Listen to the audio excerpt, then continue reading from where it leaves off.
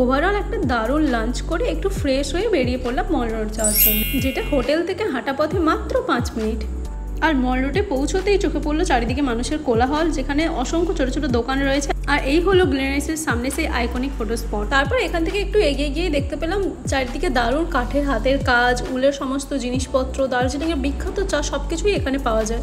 তারপর গিয়ে দাঁড়ালাম এই আইকনিক ভিউ পয়েন্ট, যেখানে দূরের পাহাড়, মানুষের ভিড়, ছোট ছোট দোকান সবকিছু একসাথে দেখা যায়। তারপর চলে গেলাম ওখানকার মহাকাল মার্কেট, যেখানে সারি সারি দোকান, উলের পোশাক, ব্যাগ, কাঠের জিনিসপত্র, সাথে রয়েছে ছোট ছোট খাবারের স্টল, যেখানে মোমো, চা অনেক কিছুই পাওয়া যায় এখানে। আর সেখান থেকেই আমরা কিছু জিনিস এখানে ট্রাই করলাম, যেটা ভালোই ছিল।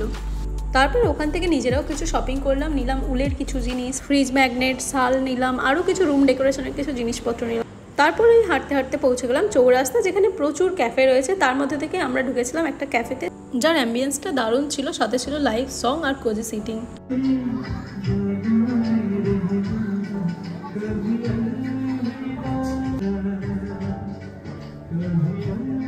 তারপরে আমরা অর্ডার দিলাম চিলি গার্লিক মোমো আর চিজ সামথিং কিছু, এক্স্যাক্টলি নামটা আমার ঠিক মনে নেই। আর ছিল ওনাদের স্পেশাল দার্জিলিং টি, যার মধ্যে একটু মিল্ক দিয়ে মিল্ক টি বানানোর চেষ্টা করেছিলাম, যার টেস্ট নিজে একদম বিগড়ে ফেলেছি।